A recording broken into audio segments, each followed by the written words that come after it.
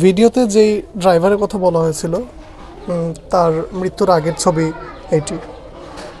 আসসালামু আলাইকুম। আজকে আপনাদের নিয়ে যাচ্ছি এমন এক অসহায়ের ঘরে যে এই দুনিয়ায় থাকতে একজন মিলে ড্রাইভার হিসেবে কাজ করত।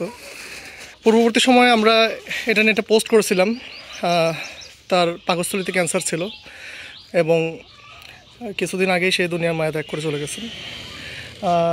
তার পরিবার এখন কিভাবে চলছে এই বিষয়টা আজকে আমরা এখানে দেখতে আসলাম। আসসালামু আলাইকুম। জি, কেমন আছেন আপনি?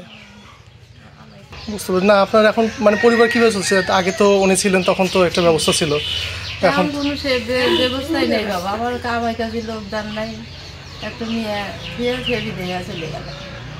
জি, আচ্ছা, আপনাদের কামাই করার লোক নাই, কীভাবে চলবো? আপনারা সহযোগিতা না হলে আমরা চলতে পারবো না।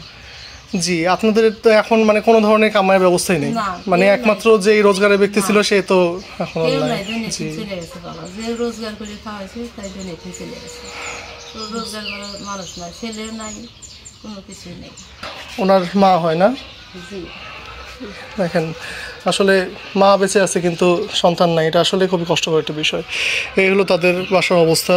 তাদের একটা মেয়ে আছে, এখনও পড়াশোনা করছে, কোনো ধরনের আয়ের ব্যবস্থা নাই, এভাবে চলছে আর কি। আমরা চেষ্টা করব তাদের সাথে দাঁড়ানোর, তাদের পাশে দাঁড়ানোর। এই রমজান মাস উপলক্ষে যেন তাদেরকে আমরা হেল্প করতে পারি। আমরা প্রজেক্ট এমনভাবে নিয়েছি যেন তাদের 1 বছরের একটা টোটাল খরচ আমরা উঠাতে পারি এবং তাদের হাতে হস্তান্তর করতে পারি, সেভাবে যাতে তারা চলতে পারে।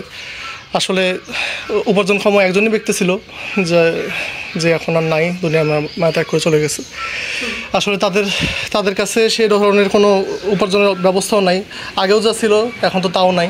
আমরা সবাই চেষ্টা করব আমাদের সর্বোচ্চটা দিয়ে যেন তাদেরকে হেল্প করতে পারি, ইনশাল্লাহ। ওকে, আসসালামু আলাইকুম।